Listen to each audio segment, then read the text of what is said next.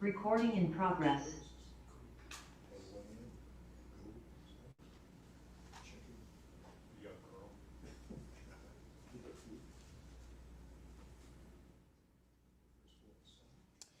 Good morning. Good morning and welcome to Community Church of Boston. We light a candle of hope, of unity, of friendship, of joy, of community. We remember the Massachusetts people who used to fish in the waters below where we are right now. It used to be a swamp, and they have found archaeological sites that were fish weirs that they used for catching fish right in these waters. So we remember that and we honor that heritage and that ownership on this Indigenous Peoples Day. Mis hermanos, la tierra es mi madre. Mis hermanos, la tierra es tu madre. Mis hermanos, somos la misma sangre.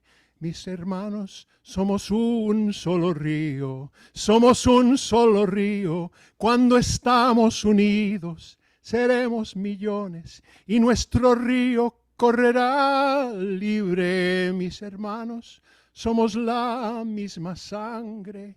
Mis hermanos, somos un solo río. Mis hermanos, la tierra es mi madre. Mis hermanas, somos todos hijos de ella.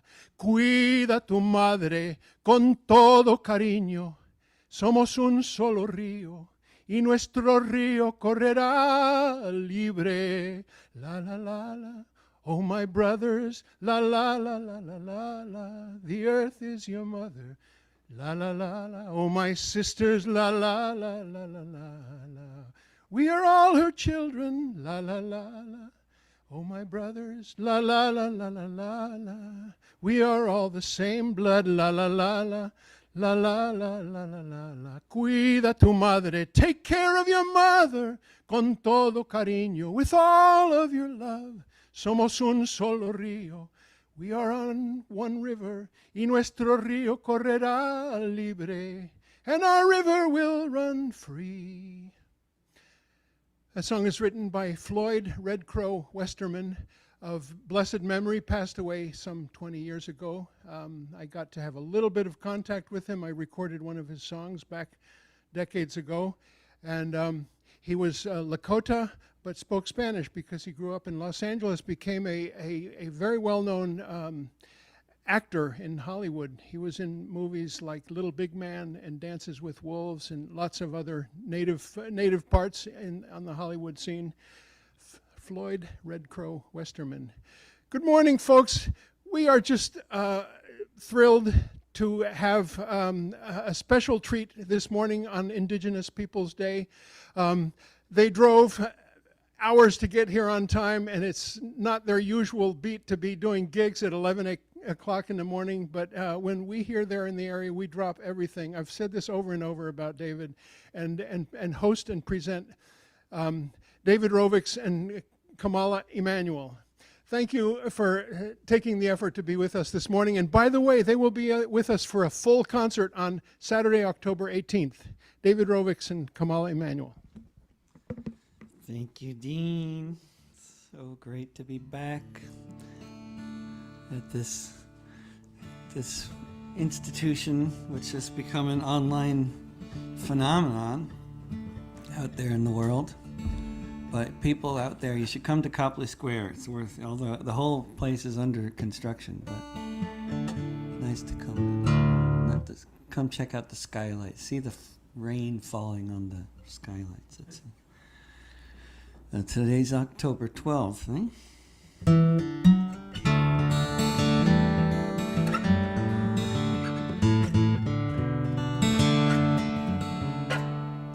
In 1492, Columbo crossed the ocean, only one of many harbors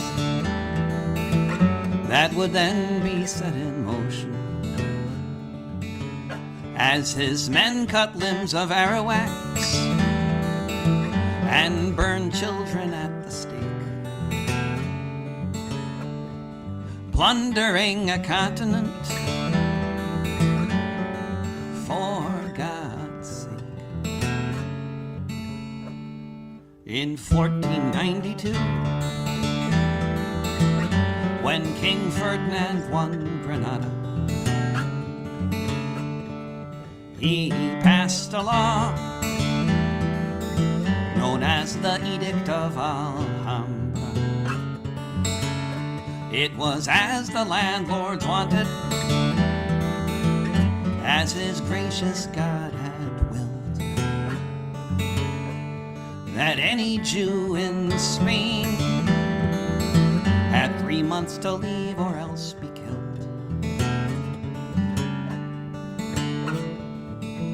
And 800,000 Europeans became refugees and headed east across the Mediterranean Sea.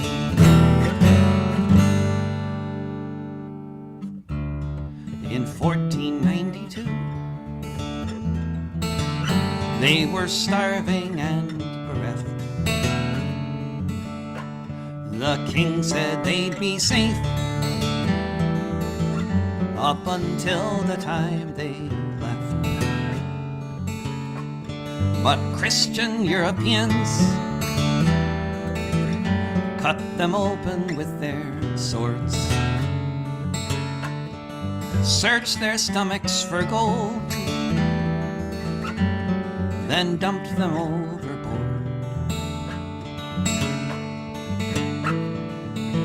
And 800,000 Europeans became refugees and headed east across the Mediterranean Sea.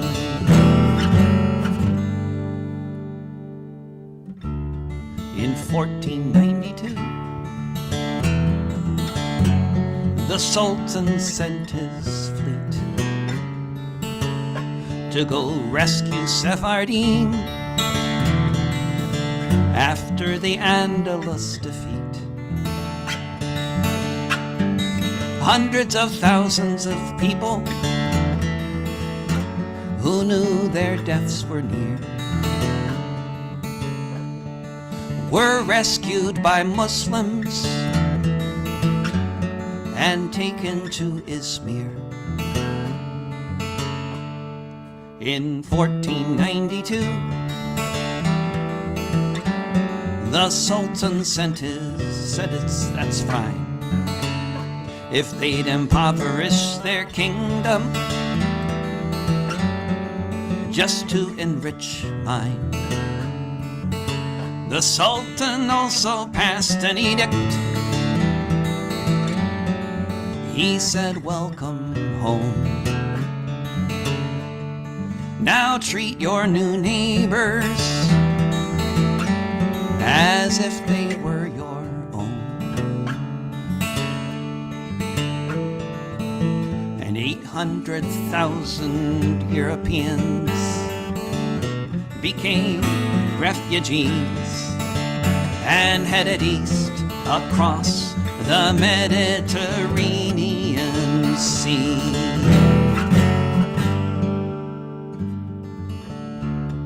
In 1492,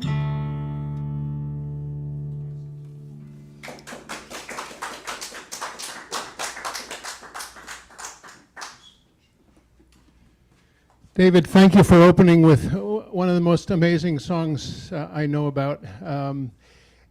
So fitting for this very day when we're trying to not celebrate that anymore, but celebrate Indigenous people. And to that purpose, I want to tell you a few things, among them about tomorrow, but let's start with this afternoon. We have a memorial service for Jean Gallo.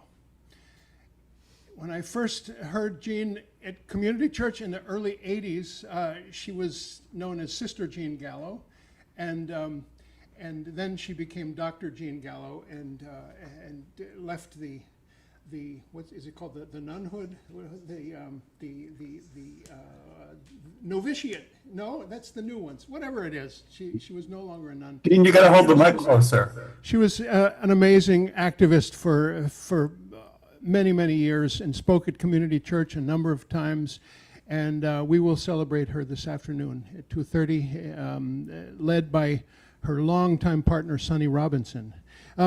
We also have tomorrow, well, of course, Indigenous Peoples Day in Newton. It's normally at Albemarle Park, but because of the rain forecast, it will be in Newton North High School. I will be there vending coffee and crafts from Central America and vending Community Church of Boston. So stop by and say hello. It's always a wonderful event. I've participated 3 years in a row. Also, October 13th in the evening is a Zoom and YouTube broadcast from Community Church. Lieutenant Colonel Anthony Aguilar, who is a retired Army Lieutenant Colonel, went to Gaza on a contract to witness and provide security for that horrifically named Gaza Humanitarian Foundation, and has, believe me, a story to tell, and a very eloquent man. Join us either live or on the YouTube afterwards. I won't be able to be there live because I'll be at the Indigenous Peoples Day, just wrapping up. But I will watch it later. Anthony Aguilar, tomorrow. At what time, Amar, is that? 10 a.m. The moderator is Lawrence. It is moderated by another great friend of ours, Colonel Lawrence Wilkerson, who's been with us a number of times. He's a marvelous analyst and retired Navy, yeah? Army, retired Army. So we go on to Friday, October 17th. We're screening a film here that's called Gaza Journalists Under Fire. The title explains itself. Join us at 7 p.m. We will screen that film. October 18th, David Rovics and Kamala Emanuel will be here at 7 p.m. Please join us. You can sign up online. It will be Zoomed and YouTubed, and you can. It's free, but these are serious road warriors of love and cultural workers, and so donations are readily accepted. All proceeds to the performers. That's Saturday the 18th. Sunday, the 19th. We have a great speaker. His name is John Perkins. He wrote a book that's called Confessions of an Economic Hitman. And Dean, you're letting the mic slip again. Confessions of an Economic Hitman. And John has also lately become a really devotee of Maya spirituality and leads delegations, and I want to go on one of these, that go to the archaeological sites in Maya and Belize and study the spirituality, not only of long ago, but of today, people of Maya extraction. Then there's October 26th, and I get to tell you that last Thursday, we had a really wonderful event. It was a immigration teach-in led by author Sarah Towle, T-O-W-L-E.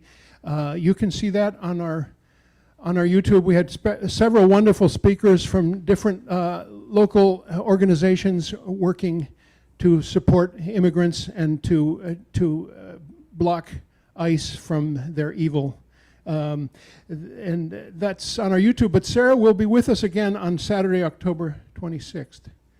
And then I got to do one more. Oh, no. I got to back up and tell you that October 25, right here in front of the church, we're going to have a book sale. The reason is that the entire Copley Square is taken up by a Boston Book Fair.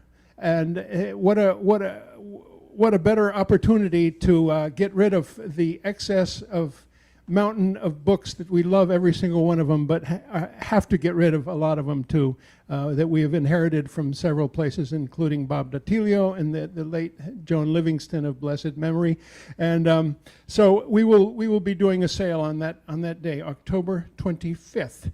And October 26th, Sarah Towle. November 2nd, Max Blumenthal will be with us. So it's just a wealth. We are so blessed to be able to find these speakers, and we're getting more and more ambitious. You know, you can ask anybody, and the worst they can do is not respond or say no thank you, but sometimes they say yes. Here's a little bit of spoken word. Another luminary on the activist front was Asada Shakur, and she passed away, living in Cuba in exile. We have a wonderful poem that Calvin Airy is going to read for us. We've read this numerous times over the years, but here it is. Thank you, Calvin, for doing this. Either one. This is fine. Yeah. This is probably better. Yeah. Yeah, How's that? that's good. This is an honor to be asked to read this poem by Asada Shakur, who just passed away. Join the ancestors, and it was titled Affirmation. I believe in living. I believe in the spectrum of bathed days and gamma people. I believe in sunshine, in windmills and waterfalls, tricycles and rocking chairs. And I believe that seeds grow into sprouts, and sprouts grow into trees. I believe in the magic of the hands and in the wisdom of the eyes. I believe in rain and tears and in the blood of infinity. I believe in life, and I have seen the death parade march through the torso of the earth, sculpting mud bodies in its path. I have seen the destruction of the daylight and seen bloodthirsty maggots prayed to and saluted. I have seen the kind become the blind and the blind become the bind in one easy lesson. I have walked on cut glass. I have eaten crow and blunder bread and breathed the stench of indifference.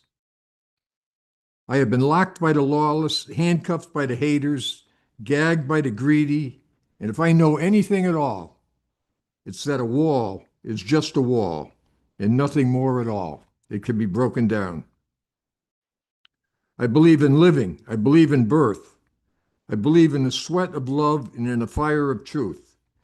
And I believe that a lost ship, steered by tired, seasick sailors, can still be guided home to port. Rest in power, Asada. I might mention that I'm affiliated with the prison book program down in Quincy, Mass. And I correspond with a lot of prisoners. I've sent over 3,000 books into prisoners in the last couple of years. And her book is one of them, Asada by Asada Shakur. And I've sent this poem, over the past few weeks after her passing, and it's had a tremendous response. So thank you very much.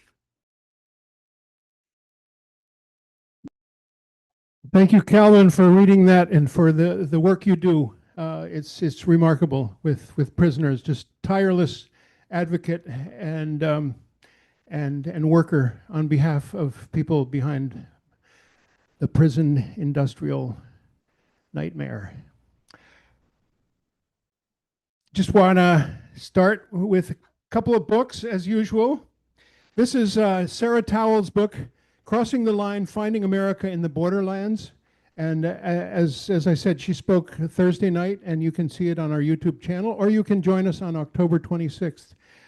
She's a remarkable, just really wonderful voice about immigration and the border and the border industrial complex. I can't help but want to read Eduardo Galeano's entry for October 12th. This is a book called Children of the Days. It has an entry for every day of the year, and as usual, it's Eduardo Galeano's style to write in this sort of vignette. October 12th, The Discovery. In 1492, the natives discovered they were Indians. They discovered they lived in America. They discovered they were naked. They discovered there was sin. They discovered they owed obedience to a king and a queen from another world and a god from some other heaven. And this god had invented guilt and clothing and had ordered burned alive all who worship the sun and the moon and the earth and the rain that moistens it. The gospel according to Eduardo Galeano. And what do all the people say? Whatever, doesn't matter.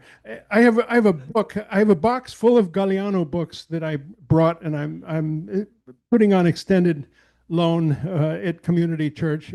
I just love every time I get a chance, just open a random book and read a few vignettes. There's a 3-volume set of the history of the Americas. It's called Memory of Fire, and I remember when it came out, I read it both in Spanish and English because the translation by Cedric Belfrage, I don't know if you know that name, blacklisted just like Community Church in the 50s, moved to Mexico, Cuernavaca, Mexico, and became a real serious translator of Spanish to English language. And it was beautiful translation. Anyway, I spent the whole summer reading it page by page, both languages. Enough. Let's bring up what we call musical message. David and Kamala, thank you for being with us and gracing our humble stage. Oh, let's do that. Yeah.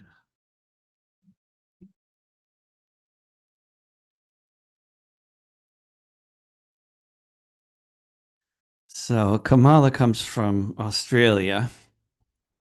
On this Indigenous Peoples Day, I wanted to acknowledge that I live and work when I'm back in Australia on the lands of the Jagera and the Turrbal people in Maganjan, Brisbane.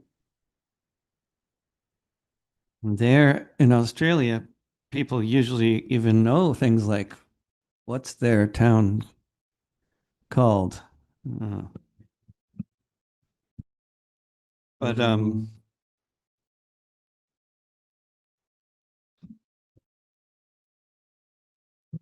and there's a big effort to control the narrative in Australia, just like here, and so you'll see statues all over the place of the first governor of the state of New South Wales, Lachlan Macquarie, all over New South Wales, and there's a certain image of civilization that they're trying to promote still today.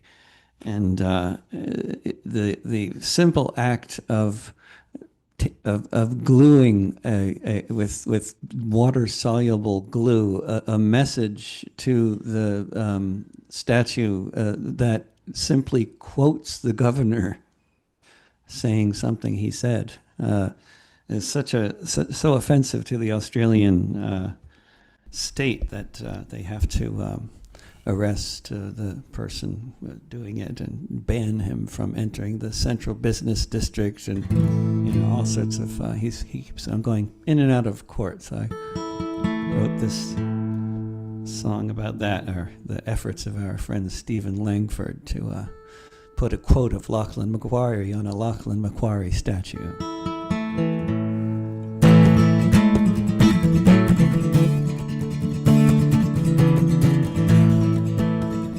Lachlan Macquarie was a Scotsman who signed up to serve the British Crown.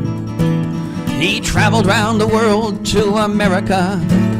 Not long after that, he headed down to his post in New South Wales to be the governor, to expand colonial rule. Half of Sydney was named after him. Everybody learns his name in school. Just don't put Macquarie's words beneath his statue. If you do, his defenders might arrest you.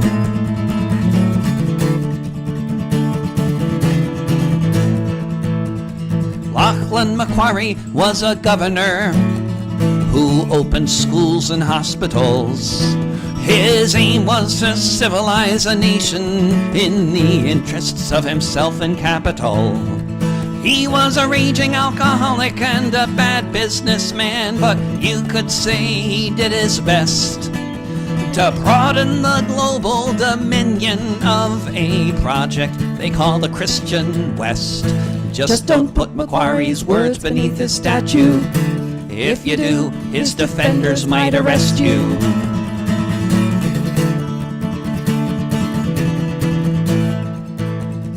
Lachlan Macquarie stole children from their parents and never gave them back. And when Gundagara and Darawal people resisted, he ordered his soldiers to attack.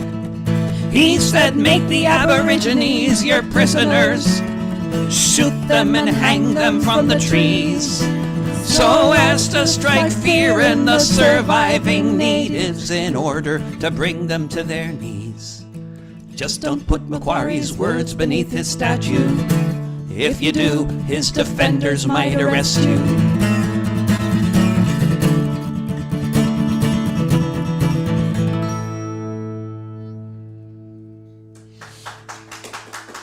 don't know why I didn't do it again. We get to hear the word unprecedented used on TV an unprecedented number of times, possibly.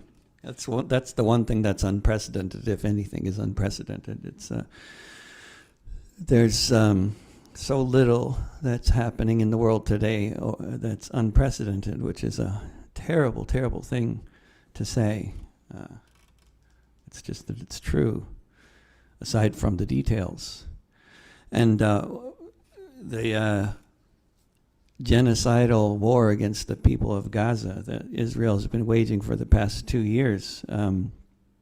It's unprecedented only in the technology that they're using.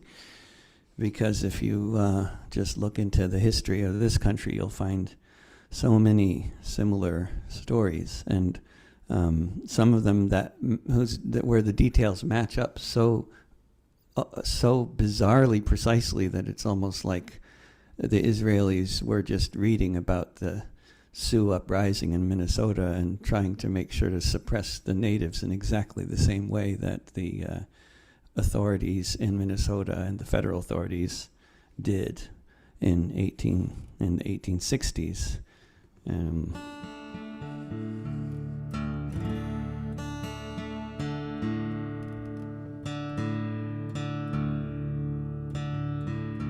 And it's called the Sioux Uprising in the history books. It was not a Sioux uprising. It was a lot of different people rising up under the leadership of Little Crow, many of whom were Sioux.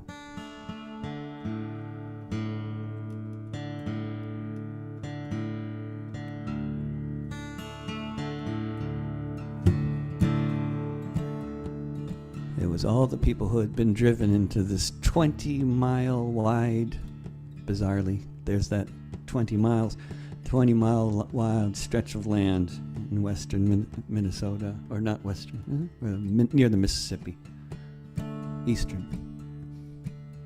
He heard that they were on their way. When the settlers came, Little Crow knew that nothing now would ever be the same.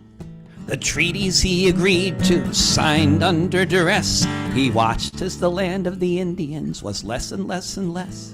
His people were left with a patch only 20 miles wide, a little bit of land by the Mississippi riverside, a little bit of land with a very uncertain fate once this place called Minnesota became a state. Little Crow went all the way to Washington, D.C., where he appealed his people's case to the highest authority. Then they took away half the land allotted for his kin, and then even that little patch saw more settlers moving in. Little Crow watched them hunting and logging all the trees. He watched his people growing hungry. He watched the children freeze when their meager crops failed. He went in search of aid, but the Indian agents who had grown rich from the money that they made. What should have fed the people lined their pockets instead. Lincoln sent an investigator, and that's just what he said. The standard was corruption, treaties made to be broken, along with comforting words duplicitously spoken. Little Crow told his people, words bitter on his tongue. The agent had said his people could eat grass and their own dung. Peaceful coexistence could clearly last no more. He gathered up an army and set out to go to war. His warriors raided the stores of food that should have been theirs. They took guns and ammunition, put soldiers in their crosshairs. They won one battle after another, drove all the settlers out until divisions heading south were given a new route. Little Crow's uprising was finally suppressed, and the Indians of Minnesota were sent far off to the west. Whether part of the uprising, to the authorities it didn't matter, and they died of famine and disease. Little Crow was killed picking berries with his son, shot down by a settler out hunting with his shotgun. For handing in his scalp, the hunter made a deadly sum, and his bones were displayed in a museum. Little Crow was a leader, and it seems to me he made decisions when every option was impossibility. He had the chance to starve or die on what was left of the land, but he decided it was time to make a stand. He heard that they were on their way, and when the settlers came, Little Crow knew that nothing now would ever be the same.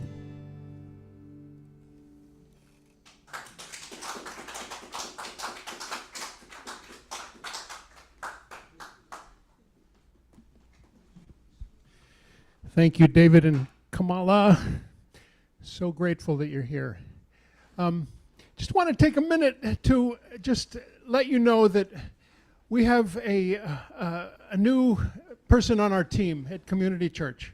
And his name is Reverend John Gibbons, and our board of directors has brought him on as affiliate minister. We're still working on the exact title. He was an affiliate minister for Good Trouble, and I think he still is at Arlington Street Church, but we are just so glad that John is on board with us. John is also one of the clergy organizers of the every Wednesday standout at the ICE facility in Burlington, and I urge you all to try to make it up there as often as you can. And I hear that it's expanded into other days of the week as well. 11 a.m. every Wednesday is when there's a serious critical mass there of people, and this is just such a dark moment in several cities, and I hope we can hear a little bit more about Portland from David, who lives there, and his inside scoop on what's going on there. I just know there's a lot of soldiers and a lot of dancing clowns. And I also know that they arrested the girlfriend of the founder of Antifa. and Christy Noam says it, so it must be true. And so they ask her, oh, well, where's the founder? Well, he lives in Canada. So enough. We're also glad to be joined for our address this morning by Christian Nill. I have a copy of a wonderful memoir that Christian wrote about his years in the Peace Corps in the early 80s, and we'll hear more about that. It's called Walking with Evaristo. I read it cover to cover and just took a stab at inviting Christian to come talk to us about his experience and about indigenous people in this beautiful place called Guatemala that is just, I can't say enough about the trips that I've taken there to see the diversity of all the different languages and peoples in that country. Walking with Evaristo. You can get a copy of it from Amazon or directly from Chris or from us as well. We have a couple of copies. This one won't go anywhere because he signed it for us. When they were here, Chris and Mireya were here, and we had lunch with them right here and ate pupusas, and we had a tour of the building. I offer that to anybody else who would like to come by, usually on a Friday. Just get in touch, and we will have lunch, and we will talk our way up the building. Third floor, the Sakwan Vanzetti archive. Back of the third floor, a mountain of books that we inherited that need to be either libraried or got rid of. Fourth floor, the History Project is our tenant, but they just changed their name to Queer History. They archive, celebrate, and preserve Boston's LGBT history. And they're a wonderful tenant, and we hope a lot of their archiving juju rubs off on us, because we need it on the fifth floor, which has our own just treasure of archives, 105 years of the history of this church. And it's a wonderful thing, and it has been not known very much, and we're just sort of starting to discover some of what is there. It's remarkable. Anyway, I say that by way of introducing and thanking Chris and Mireya for visiting us just in September, and now we get to hear from Chris himself. I don't remember exactly the rest of his CV, but I know that he did serve those years in Guatemala, and has served more years after that with various NGOs, and picked up a spouse there as well, Mireya, and is now with us after writing this wonderful book. Thank you, Chris, for being with us.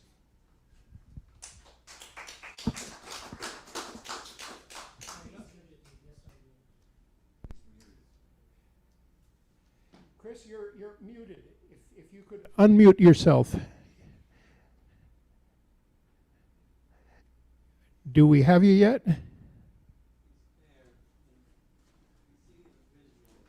We're seeing you in the visual.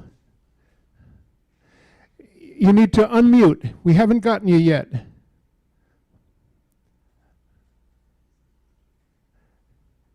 Keep trying. Are you unmuted? Not yet. It indicates that you're still muted. Need to click on the unmute button.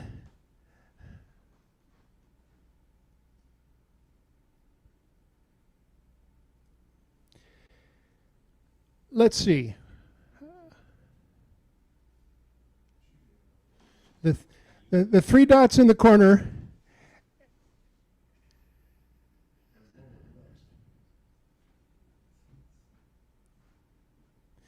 You're still muted. We can't hear you yet, but we'll get there.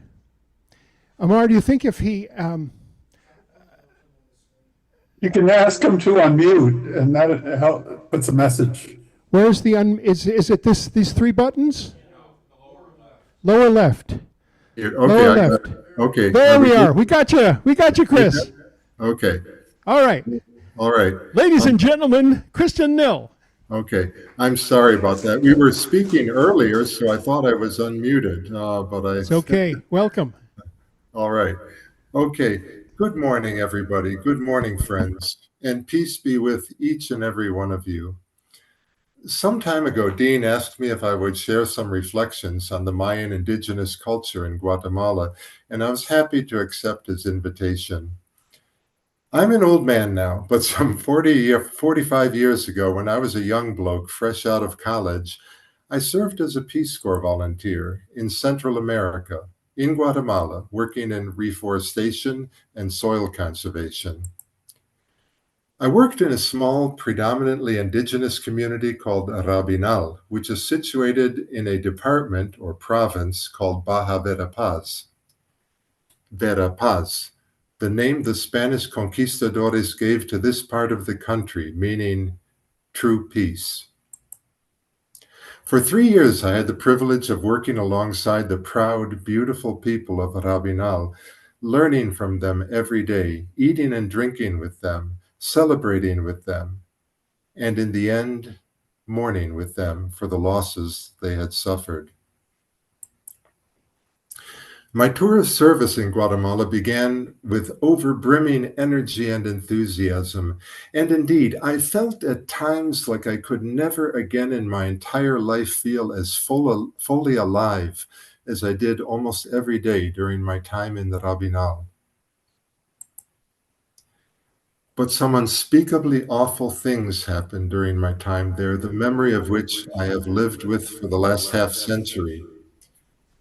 We'll get into that. Chris, if you could share the screen, you're showing slides, am I right? Yeah, yes. Are you not seeing them? No. If you could share, go down to the bottom, share the screen so we can see it. Okay, I shared before, and I don't know how it got lost. Yeah. Okay. Just try again. It's in the middle at the bottom, right? Share where it says share screen. Okay. Okay. All right. Yes. Okay, good. Okay. Go ahead, Chris. Sorry about that. Sorry. Yeah, I'm sorry. This was all set up earlier, and somehow it all got lost while I was waiting to speak. Anyway, okay. They say that while a Peace Corps volunteer spends only 2 or 3 years in a community in the developing world, the experience there becomes a lens through which one views the world for the rest of one's life. One lives with the memory of it all. Thank God for memory, even when it hurts to remember. Memory is a treasure that can lead us to self-discovery, but memory can also be a weapon of self-defense, even a tool, perhaps, in the struggle to procure justice. When one sees one's own memory as a storehouse of past experiences that can be transformed into vital testimony, then memory may become a formidable weapon indeed. The great novelist Milan Kundera wrote that the struggle of man against power is the struggle of memory against forgetting. These contrasting aspects of memory are what motivated me to work with my own memory, to try to pull together a number of vividly recalled experiences in the form of a memoir, which I call Walking with Evaristo, a memoir of celebration and tragedy in the land of the Achi Maya. Everything that I record in this volume falls, I believe, under 3 broad categories: light, enigma, confession. First of all, I want to celebrate the life of a community that I came to love, and I want to try to illuminate its colors, textures, sounds, and idiosyncrasies. I also want to shed some light on the dark forces that would eventually try to destroy this beautiful community. But a full treatment of the charm and allure of Rabinal must also come to terms with those many enigmas, those haunting, ever-confounding enigmas that are also part of the fabric of life there. And finally, I could not fail to include in this record my own confessions as a man, as an actor, and as a witness. But let's start with just a few basic facts about the village of Rabinal that I knew so many years ago. The central pueblo of Rabinal, where I lived, was surrounded by over 24 tiny aldeas or hamlets, all part of the greater municipio. Many of these aldeas, where most of my work was, could only be reached on foot. The population of Rabinal was around 80% indigenous Mayan, all of whom spoke a Mayan dialect known as Achi, one of about 23 Mayan dialects spoken in the whole territory of Guatemala. Most, but not all, but by no means all of the Mayans I met spoke at least passable Spanish. 2 cops in town, a 2-man post and telegraph office, and a small health clinic with 1 doctor, and a military garrison on the edge of town where 30 to 40 soldiers were stationed. Running water for about 8 or 9 hours every day Electricity in the central pueblo, yes, but lacking in most of the aldeas. One telephone in the whole town, located at the post office. Only heard about it, never saw it. And finally, personal computers not invented yet, nor the internet, nor cell phones. The street where I lived. The Central Plaza. A young Mayan woman serving a traditional hot beverage known as chilate. The women in the Central Plaza on market day. There was plenty of work to do in the Rabinal, and every week I'd walk out to its many tiny aldeas scattered over a picturesque mountainous countryside. I taught soil conservation techniques to the small farmers, most of whom owned scarcely a couple acres of land situated on rugged terrain, showing the farmers how to stake out contours using a simple A-frame level, and then making terraces following the contours of the land. And of course, planting trees.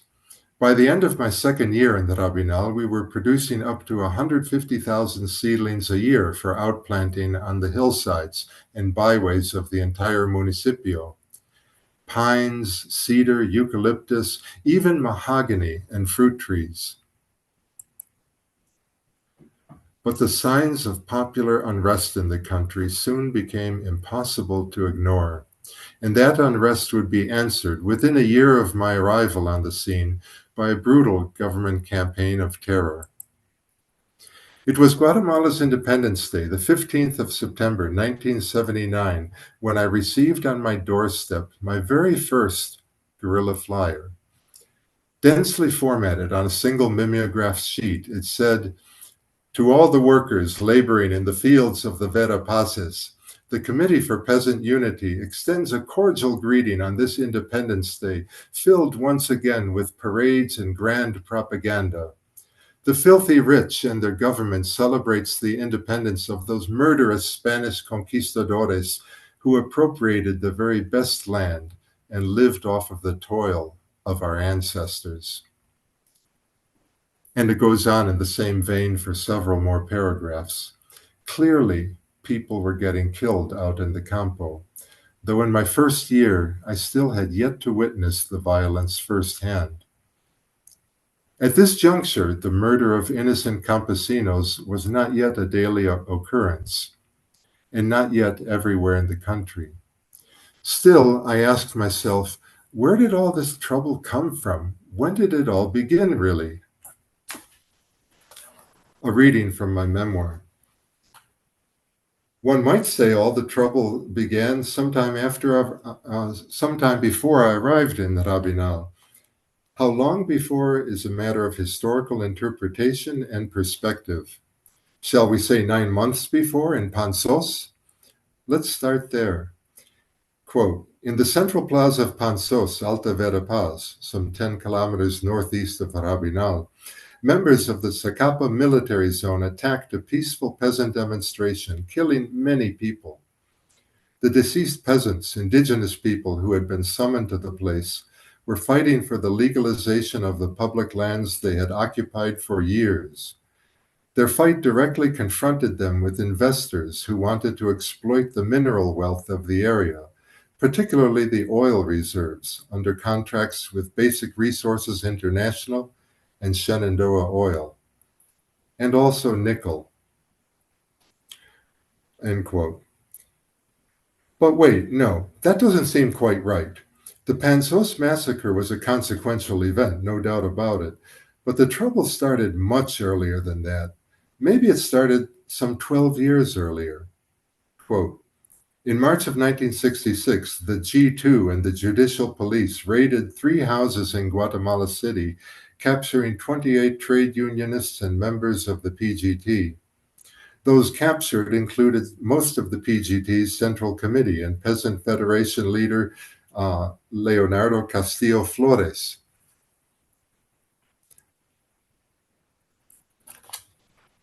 All subsequently were disappeared while in the custody of the security force and became known in subsequent months by the Guatemalan press simply as the 28.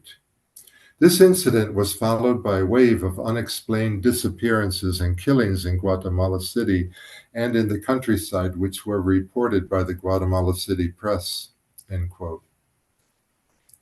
Or maybe we really need to go back another 30 years earlier. Yes, back to the 1930s, back to the totalitarian regime of Jorge Ubico, when words like trade union, strike, and petition were literally banned from public discourse, and hundreds of thousands of poor Guatemalans found themselves working under conditions of virtual slavery. Then again, no. Actually, we need to go back another 60 years, even before Ubico, when an earlier president, Justo Rufino Barrios, known as the Reformer, transferred Guatemala's publicly owned wealth to the rich and influential private coffee growers. Under Barrios, peasants using village land were given 6 months to pay for their plot or forfeit it. Tens of thousands lost their land through this government scheme, and a majority soon found themselves ensnared in debt bondage. Was that the point when the intolerable oppression of the Mayan majority in Guatemala began? Realistically, in our search for the roots of revolution, we might as well go all the way back to the beginning of the Spanish occupation of the ancestral lands of the Mayan people in the 16th century, when the invading conquistadores made slaves of the Mayans in their own homeland. Don Pedro de Alvarado, that faithful lieutenant of Hernán Cortés and the first Spanish governor of Guatemala, was absolutely ruthless in his dealings with the indigenous peoples that he set out to conquer. Historians judge that his greed drove him to excessive cruelty, and his Spanish contemporaries denounced his extreme brutality even during his lifetime. Thus, facing the historic reality of more than 4 centuries of violent oppression of the Mayans in their own land, the leaders of Guatemala's Committee for Peasant Unity, founded in 1978, certainly had their work cut out for them. The CUC was described by its founder, Pablo Seto, as a convergence of the leftist insurgency and the indigenous peoples movement. It has been described as Guatemala's first national labor organization that was led by indigenous people.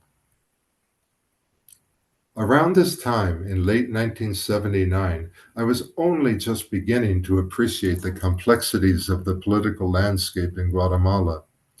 And despite the flyer on my doorstep and the presence of an army garrison on the edge of town, the rumor of civil war still seemed a distant concern that scarcely affected my day-to-day activities.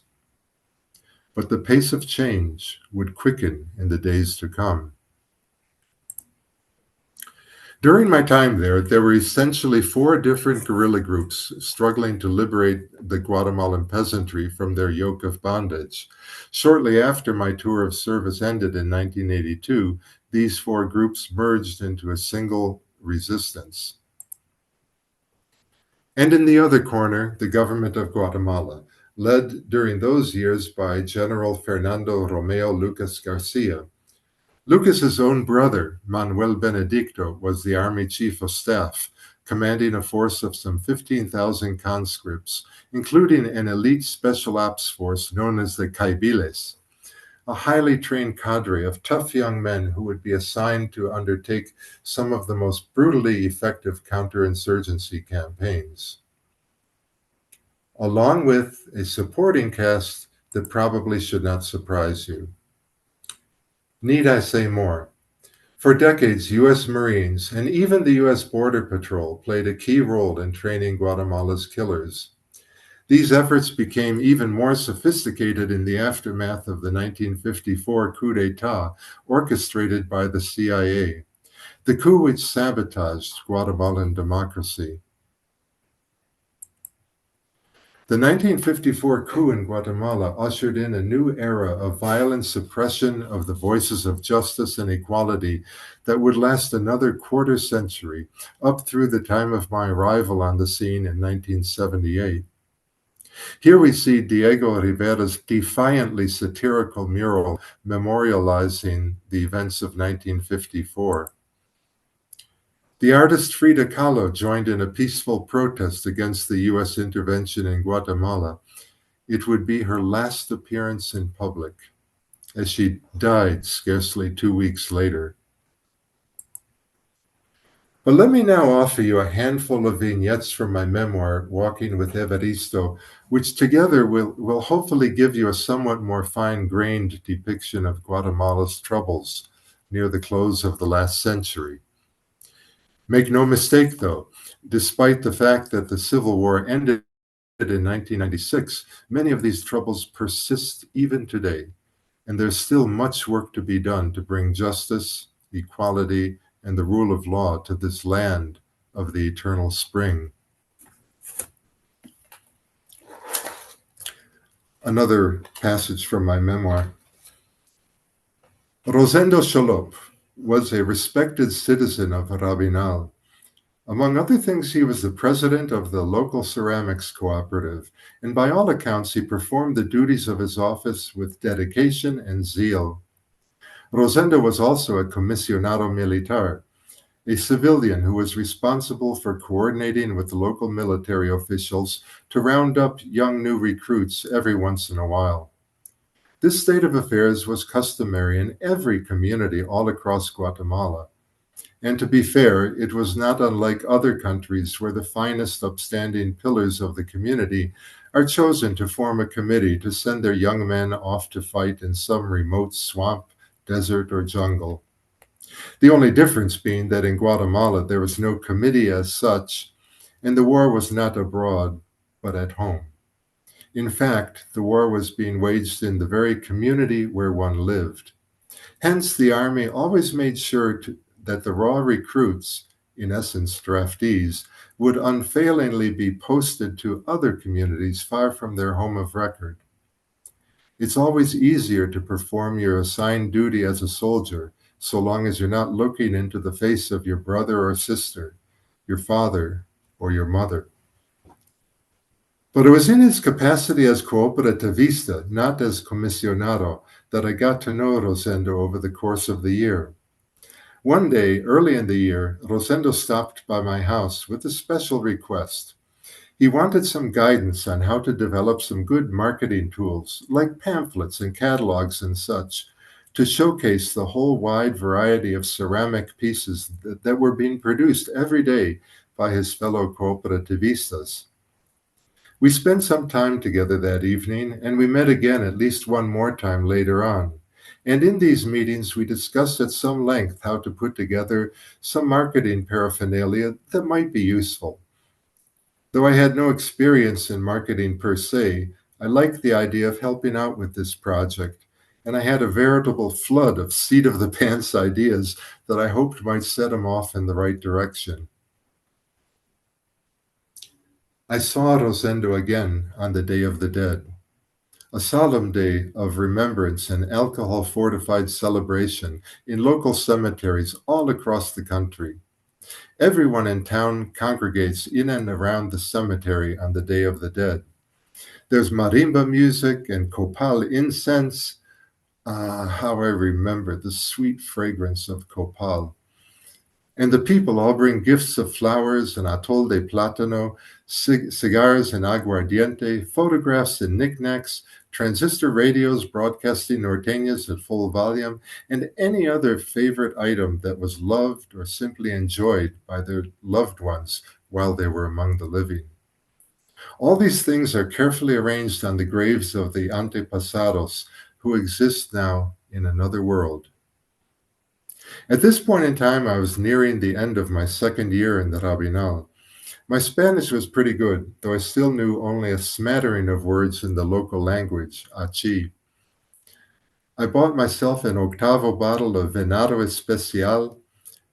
That's the portable version of a very cheap, powerful rum, and slipped it into my back pocket.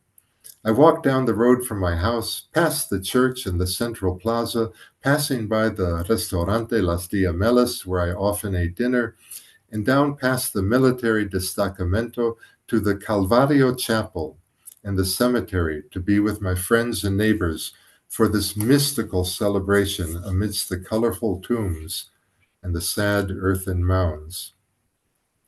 Viewing the cemetery festivities from afar, for I was still an outsider to this deeply personal mystery, I happened to run into Rosendo Cholop, and I sat down on a rustic wooden bench with him. We sat and talked for a while. Rosendo was pretty drunk, and I was already well past a good buzz myself. We talked very guardedly about the difficult times the town was going through. The army was everywhere, and people were disappearing.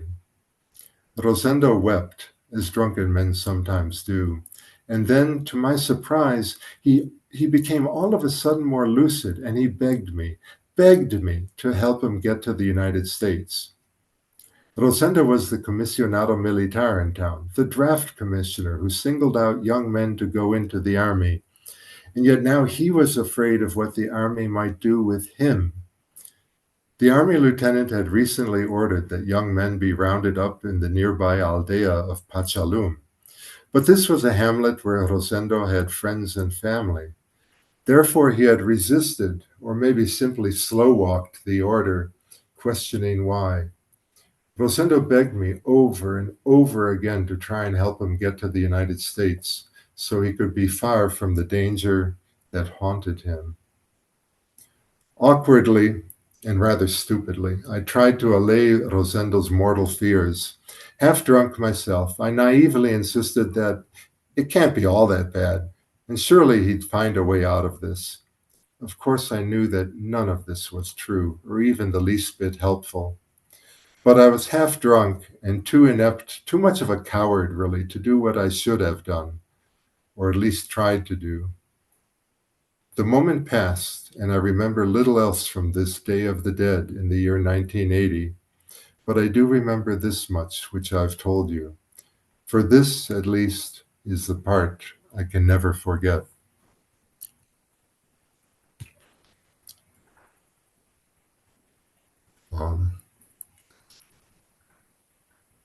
So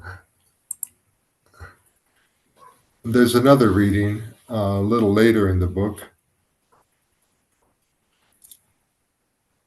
It was now Semana Santa, 1981, Holy Week. By now there was so much that had already happened in the Rabinal. Nobody, though, had any idea what was still to come. I was hearing almost daily stories and rumors about what was going down in the aldeas. Clearly, lives were being lost, yet I was somehow shielded from ever seeing a single body. That lack of direct evidence, however, did not mitigate or deny the facts that were obvious to everyone in the Rabinal. There was an unspoken curfew in town now, and nobody ventured into the streets after about 7 p.m. I used to enjoy attending a boda reception at the invitation of a friend, but now such joy and frivolity lasting into the wee hours of the morning were no longer to be. People were still getting married, but they celebrated in the morning, in the early afternoon.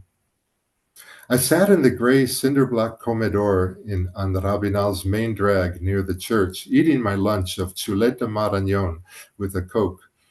The commanding officer from the Destacamento Militar was dining at another table just a few feet away from me, with two of his grunts sitting there at either side.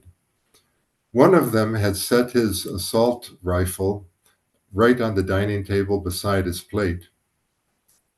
While we were eating, a solemn religious procession passed by outside on its way to the church. The slow, steady drumbeat of the cofradia as it passed by called us all to attention. We all got up and walked to the doorway to watch, including Doña Anita and her husband, who had been cooking in the back kitchen. It was Maundy Thursday, and this was the kind of solemn religious procession that you see in every Guatemalan pueblo on the red-letter days of the Catholic calendar.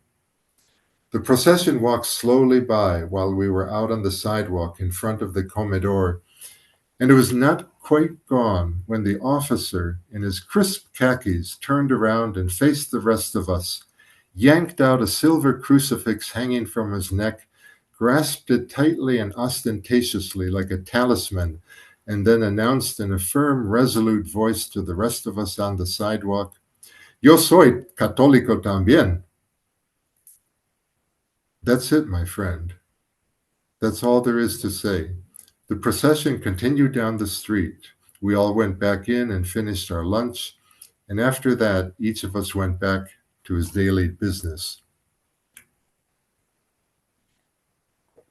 The next day, Good Friday, I was walking across the plaza by the church when I ran into the Rosendo Shalop, the man whom I'd commiserated with on a bench by the Calvario on the Day of the Dead several months before. Rosendo was holding with both hands a pretty little bunch of flowers. For his wife, he said. As I found out later from someone else, the two had had some sort of disagreement. Maybe a fight, perhaps over some a real or perceived infidelity. I'll never know the details, nor does it matter. What mattered was that Rosendo was walking across the plaza, carrying a bunch of flowers home to his wife to try to make things right. That evening, I was sitting in my hammock reading when I heard another one of those sporadic gunshots. This had been happening a little more frequently lately. While it was certainly unnerving, though, I still felt safe because, after all, I was the gringo in town, loosely connected to the U.S. Embassy, as I'm sure the commanding officer in town was well aware. I thought I enjoyed some measure of protected status in town, whether real or imagined. I momentarily raised my head, wondering what might have happened out there in the night, but then I simply returned to my reading. The darkness grew deep, and I listened to VOA for half an hour on the shortwave radio, smoking a cigarette in the dark before finally going to bed. I think I slept very well that night. The next day, a friend came up to me and told me that the night before, near the Molino, scarcely 3 blocks from the 3-room house I was renting, an army lieutenant walked into a little tienda right behind Rosendo Shalop, who was standing at the counter, and called out his name. Rosendo turned around, and the lieutenant calmly put a bullet in his forehead. I still remember Rosendo walking across the central plaza of Rabinal the day before, grasping a small bunch of flowers in front of him. And of course, I will always remember the Day of the Dead. I still to this day think about Rosendo often. He returns to me in my dreams, and I tell him I am sorry. I wish I'd helped him. He doesn't answer. And unlike Rosendo, I must live with that.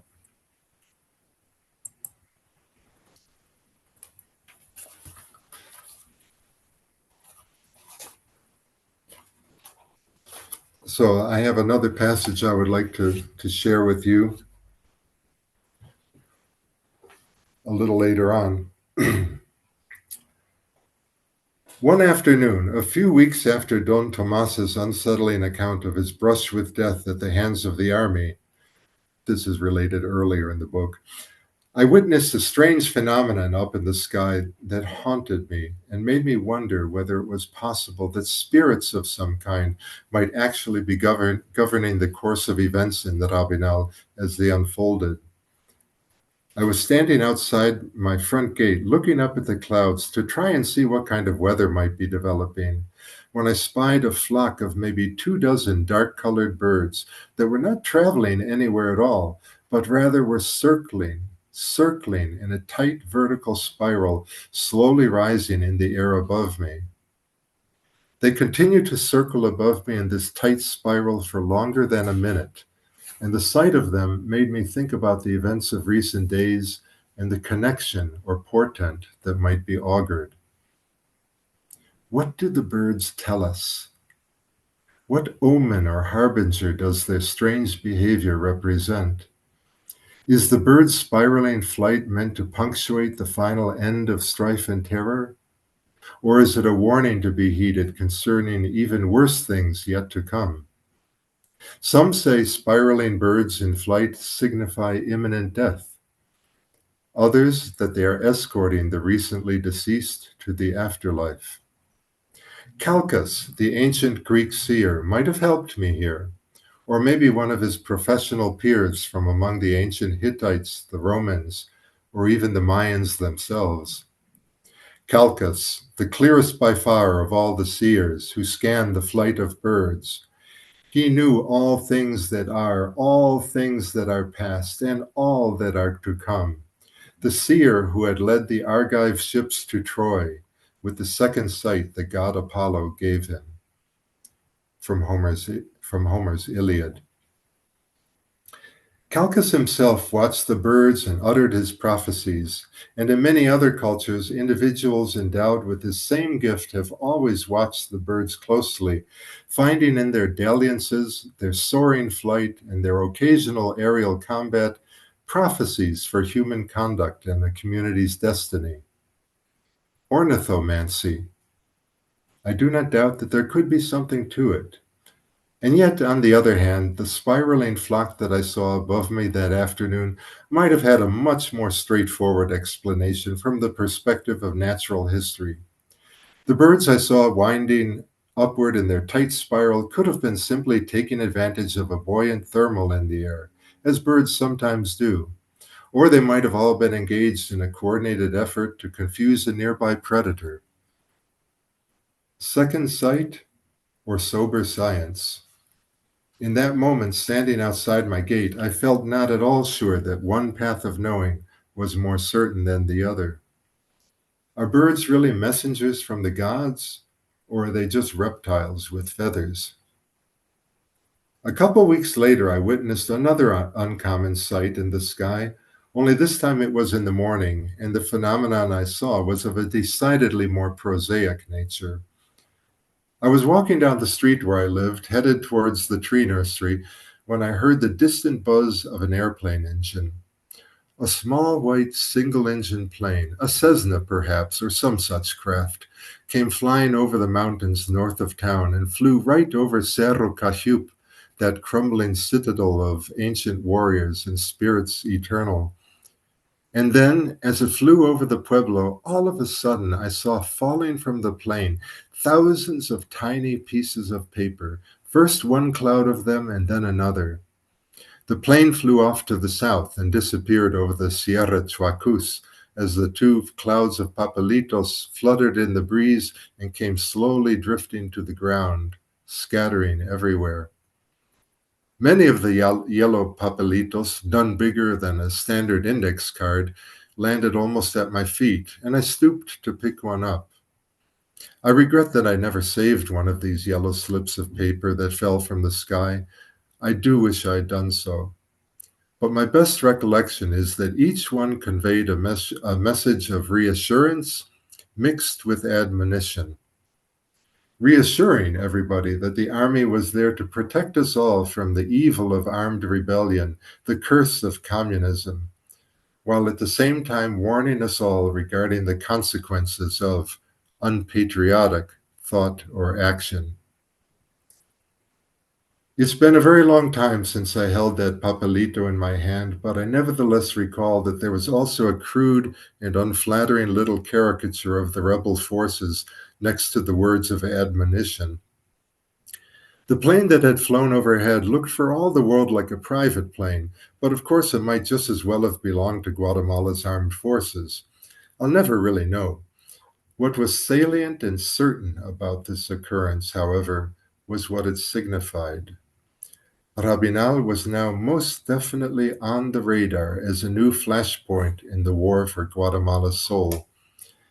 And in all likelihood, La Situación would only grow worse for us all in the coming months. Today it was a battle for hearts and minds waged with papelitos. Soon it would be a different kind of battle waged with weapons of a graver caliber. There was reason to believe, in fact, that the real battle had already begun.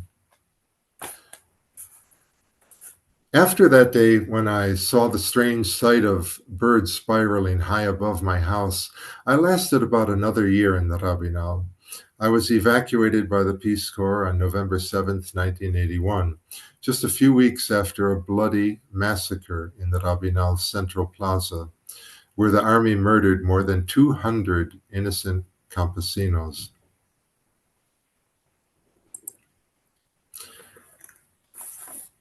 Years later, back in upstate New York, I still felt tormented by the tragedy I had witnessed in the Rabinal.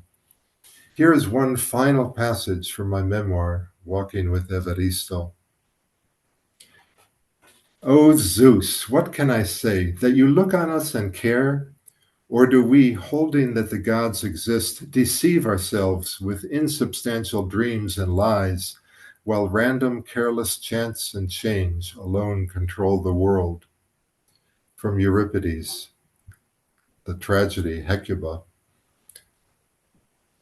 Though I still maintained a belief in God, I had begun to adopt a more humanistic view of things.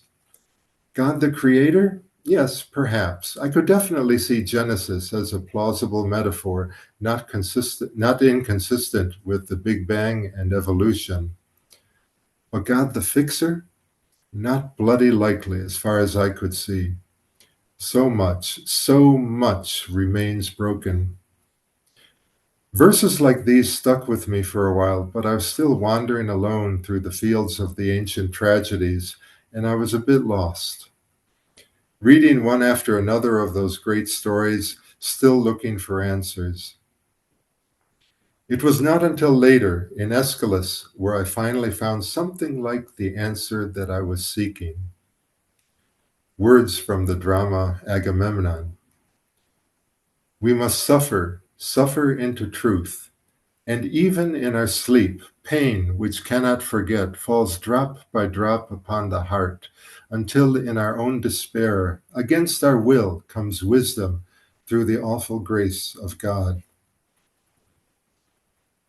Whether we read it straight off of Aeschylus' script or recast it in the light of Christian teaching, I think I can now understand how the awful grace of God might somehow prepare us for future enlightenment.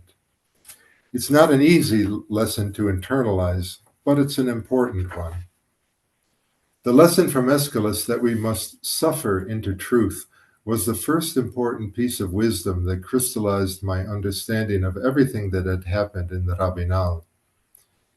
It was still an enigma, no doubt about it, but somehow it was now an approachable enigma, if that makes any sense.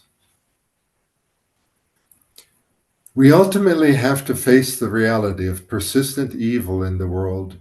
And in Guatemala, during the time that I lived there was no shortage of evil to contend with, from the scorched earth terror campaign of General Benedicto Lucas to the man who stopped me on the street on Independence Day and said to me, "Estos indios, hay que matarlos todos." So I kept on searching for guidance from whatever source. My search brought me eventually to the Upanishads. In order to conquer evil, the spiritual teacher Eknath Easwaran tells us in his meditations on the Upanishads that we must, quote, act without attachment to the results. The victory of good over evil is guaranteed, but not by the doer. We cannot win that victory, but we can make ourselves instruments of it, precisely by not thinking of ourselves as the doers, but by making ourselves zero, in Gandhi's phrase. End quote. Victory is guaranteed, but not by the doer. Okay, so we're faced with yet another enigma here. But what's that thing he said at the end of the quote? Making ourselves zero. I see now. So it all comes back then to Gandhi, to the Upanishads. Mohandas K. Gandhi, the man who was my adolescent hero so long ago in a world that, like today, was swirling with violence and injustice. Our purpose then is to do what is necessary to fight evil and to simply respond to evil with good, not with apathy or paralysis. Suffer into truth. Make oneself zero. Respond to evil with good. Or, as the poet Lao Tzu put it, use up all you are, and then you can be made new. Learn to have nothing, and then you will have everything.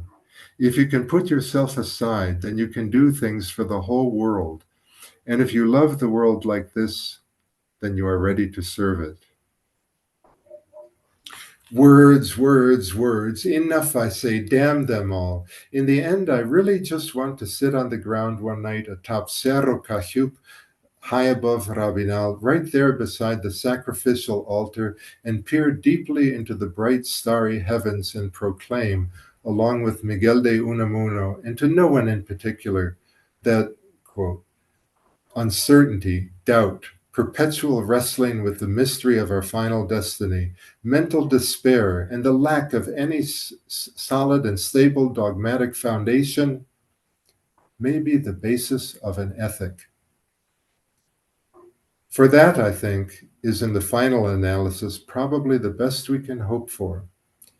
Wrestle with the mystery, suffer into truth. So why did I even take the time to produce this record of events that happened so very long ago? For me, the answer to that question is simple. I simply wanted to praise and remember, to praise a handful of heroes whom I had the privilege of knowing in this life, and to remember the steps we walked along the path together.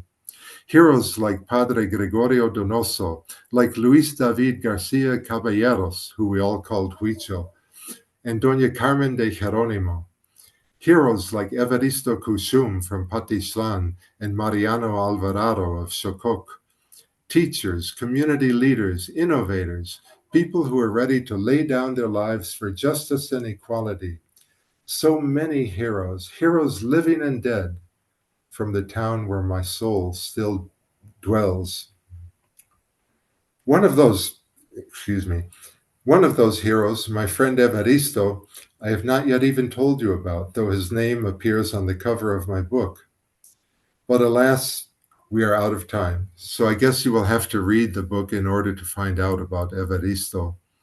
Suffice to say here that in the course of walking many miles alongside Evaristo Cushum Alvarado, it seemed to me it was indeed almost like walking with Christ through the stations of the cross. I do hope you'll get to know his story someday. Thank you for your time this morning, everybody, and God bless you all.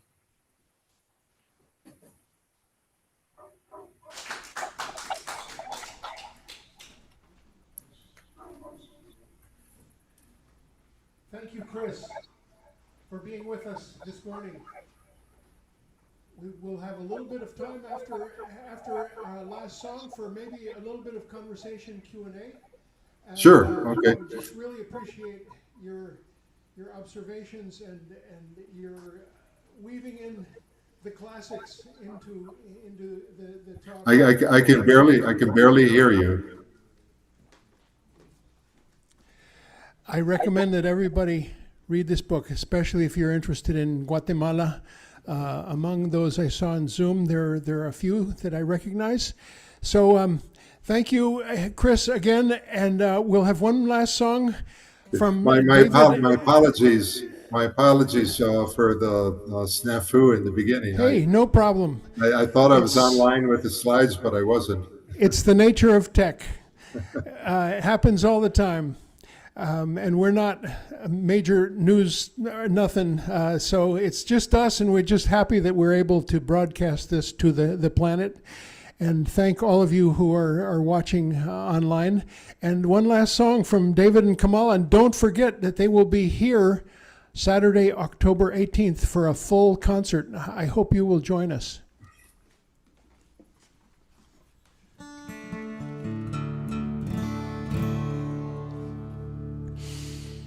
I had a friend in the 90s that I lost track of since then, who was from Guatemala, and he at the age of 17 was drafted into the military and found himself as a gunner in a helicopter and alcoholic, and life was a blur until one day the helicopter was the coordinates they had been given was his grandmother's village, and they didn't give the coordinates until the helicopter was up in the air, and so everybody's up in the air, and then they get the information they're heading towards this village. And he took a piece out of the gun and threw it out the window, so when they got to the village, the gun wouldn't fire. And then he left Guatemala. Oh, let's see, you can't bomb your way to peace.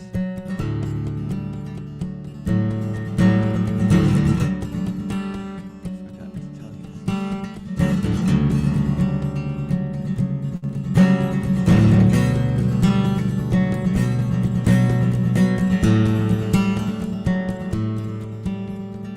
You can bomb Hiroshima, kill 100,000 kids. You can make up stories about how that's not what you did. You can bomb dams in Korea. You can party as they drown. You can bomb Cambodia, burn the forests and the towns. You can bomb Panama City. You can bomb Sudan. You can bomb Damascus. You can bomb Afghanistan. You can bomb Benghazi, pretend you've come to liberate. You can bomb Belgrade. You can bomb Islamic State. Maybe we'll learn. Once all the bombing ceased, you can bomb your way to peace.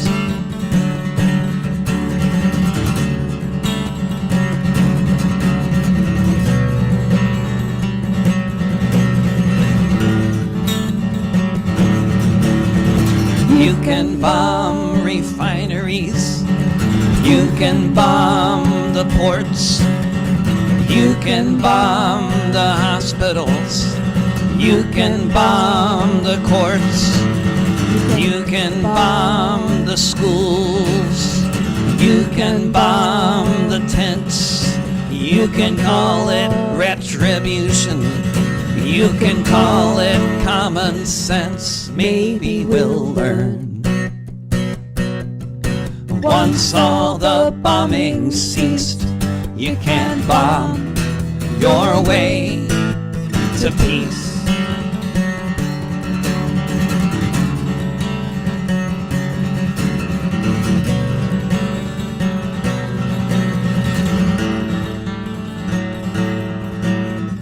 You can bomb Fallujah. You can bomb Mosul. You can try to run the planet. You can make up all the rules. You can bomb the ancient cities of Yemen and Iran. You can bomb the world until the world is gone. Maybe we'll learn. Once all the bombing ceased, you can bomb your way to peace.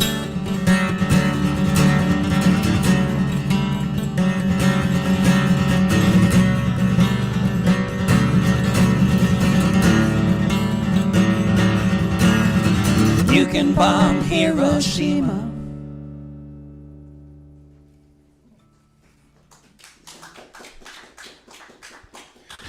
Thank you, David and Kamala.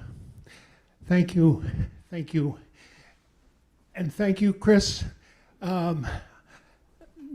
David's story just now reminded me of that timeless Bruce Cockburn song, If I Had a Rocket Launcher, about Guatemala. Cry for Guatemala with a corpse at every gate. If I had a rocket launcher, I would retaliate.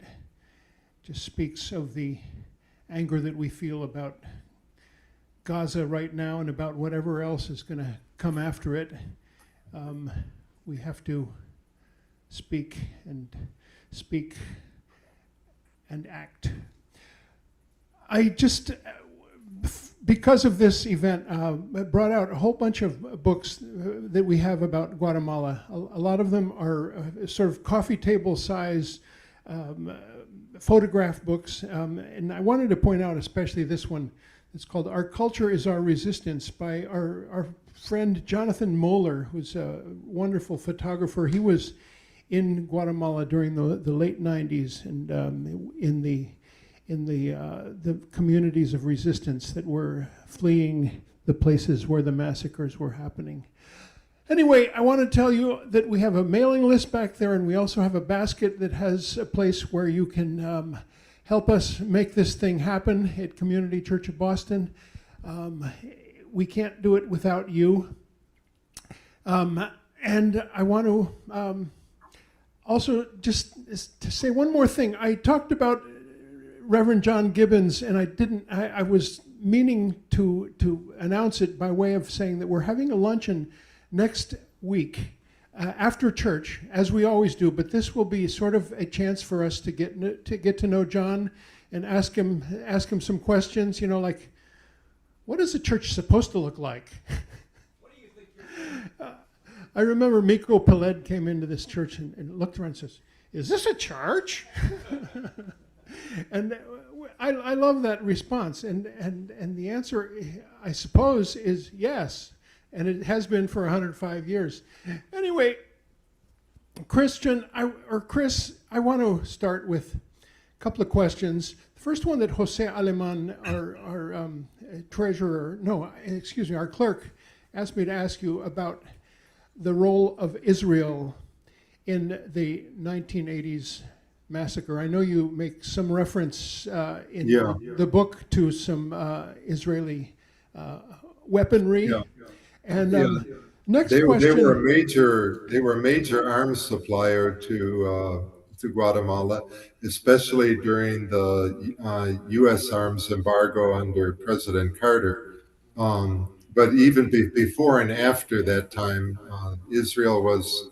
They supplied all of the automatic rifles. It's called the Galil. It's an assault weapon with the folding stock. You saw them everywhere in Guatemala. But besides that, heavier artillery as well. They supplied a lot of that. And there's a book that was written about Israel's support of these armies, not only in Guatemala, but in other parts of Latin America. I can't remember the title offhand, but I'd like to get a hold of it. Next question.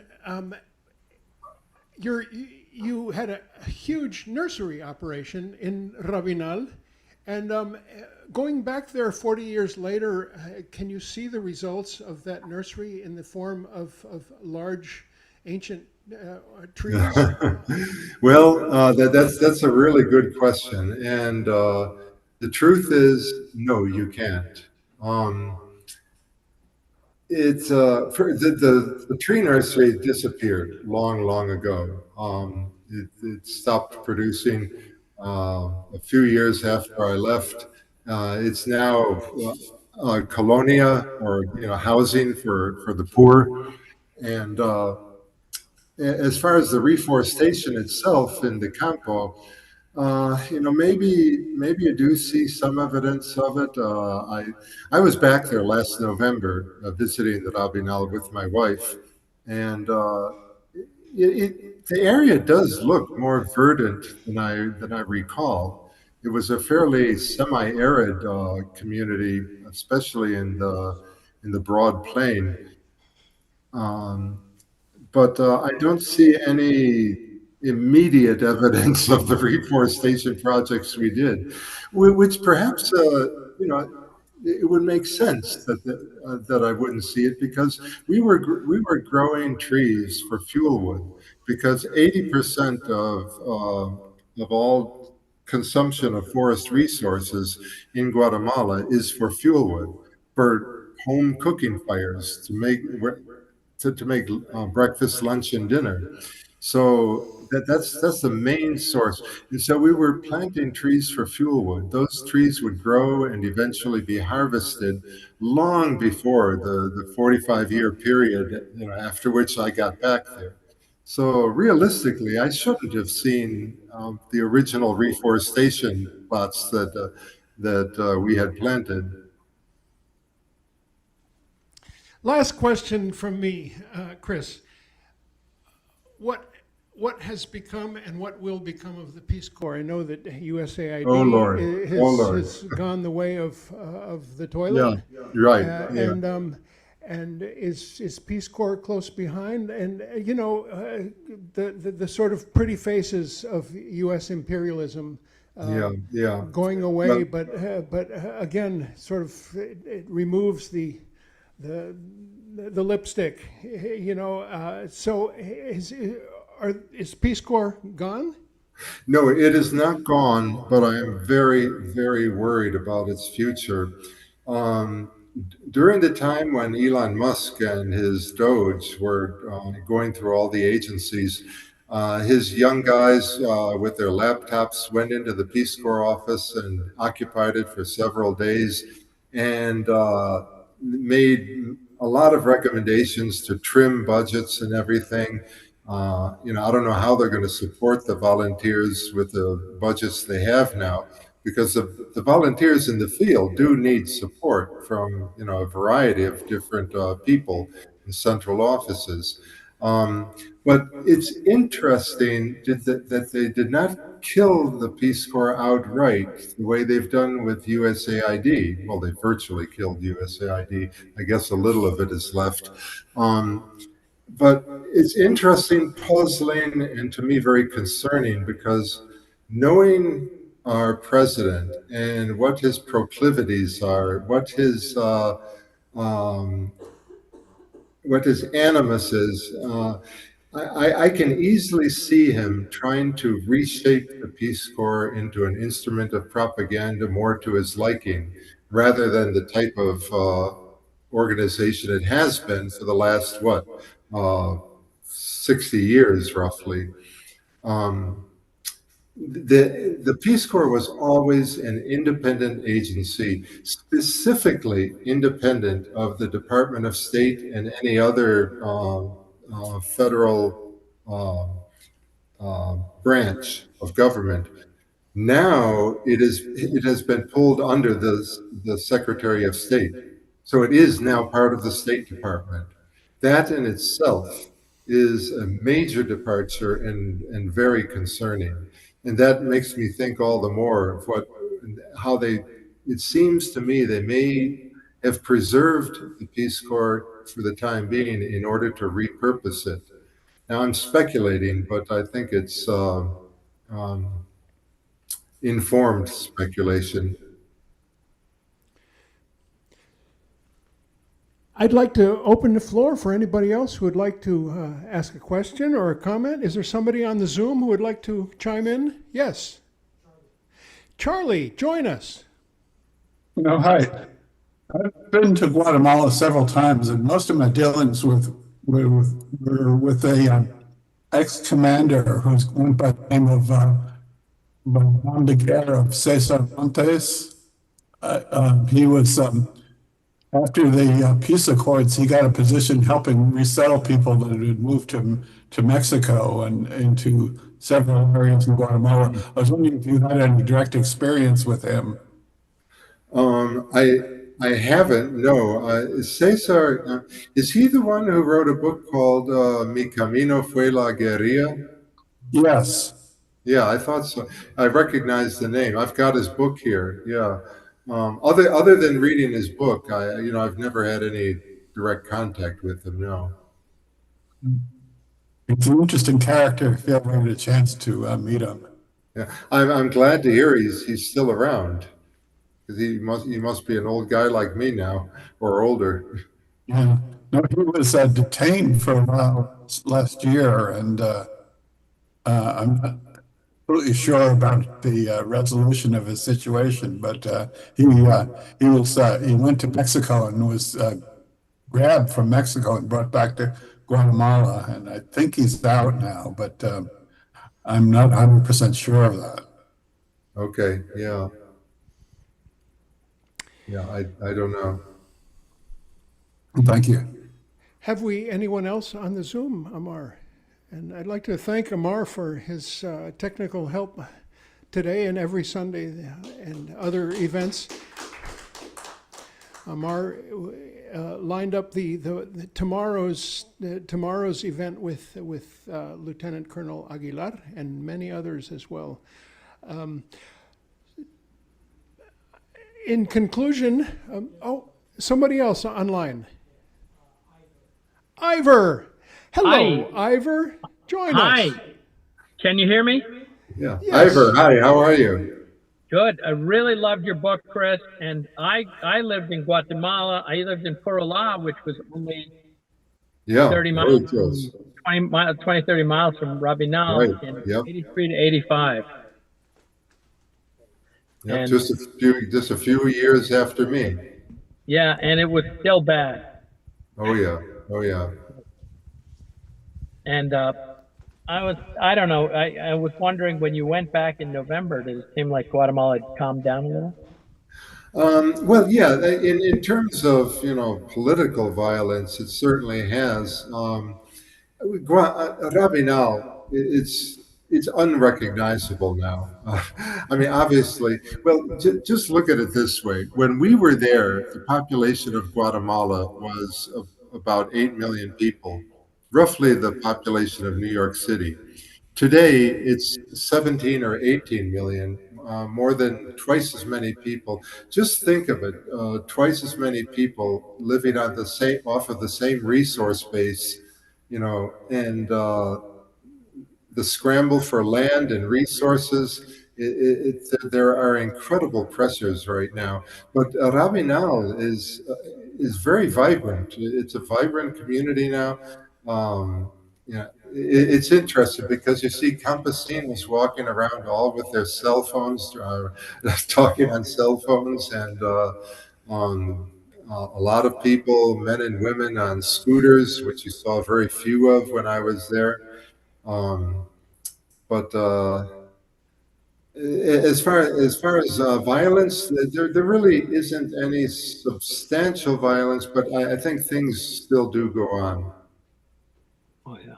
Well, thank you. That's good news, and bad because I Well, can't imagine quite yeah, so I many don't people. want to. I don't want to paint too rosy a picture because at the highest levels, at the levels of executive government, you may or may not know that recently, the most recent winner of the presidential election is this Arevalo, who is the son of Juan Jose Arevalo from the 1944 revolution, who brought so much democracy to the country, which 10 years later was destroyed with the CIA-backed coup. So his son is now president of Guatemala. And but there's some very conservative forces that have been trying to prevent him from taking office, and that have been hamstringing every action he has tried to undertake, every positive action he has tried to undertake. So there's still enormous political pressures to maintain the status quo of the rich holding the reins of power in Guatemala. Yeah. Well, I was there for the first election since 1954, I think, in 1990. Okay, yeah. So I would love to take this moment to feature Ivor Loving, who joins us from Maine, either Swans Island or Skowhegan. I don't know which one. Where are you, Ivor? Still on Swans Island, but going to Still on Skowhegan tomorrow. Swans Island. Lucky you, most beautiful place Tomorrow. on the planet. But Ivor is also a remarkable painter and a high school teacher. And I want to just put this painting that I acquired from Ivor several years ago that lives on permanent loan here at the church. I'm going to approach the camera and show you Ivor's, let me see, which way, Amar? Up a little bit?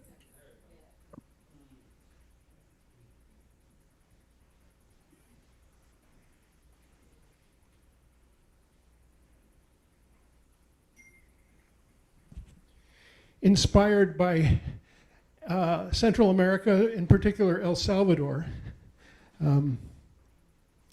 So thank you for that, Ivor, and thank you for joining us, and also for turning me on to this book by Chris Nill that brought on today's program. Thank you. So we're getting to an early conclusion, which is good because we have to reset up the auditorium for a huge memorial event that's going to go on this afternoon. Jean Gallo, some of you who have been around for a while remember her. So I just want to again thank David and Kamala for being with us, and looking forward so much to, it's only a week away to next Saturday, when they will be with us for a full concert. Do join us for that evening, Saturday, October 18th. And for all the other events that happen in this space. We are so proud that we have a full plate of events, as well as meeting after meeting after meeting. DSA, Democratic Socialists of America, Palestine Working Group, Muslims for Progressive Values, Veterans for Peace. The list goes on and on. So here we are at Community Church, signing out and saying we hope you join us next week, and have a peaceful week as best you can. And come to Burlington on Wednesday, and too many other things to announce, so we'll just say, meeting at the building, soon be over. Hallelujah.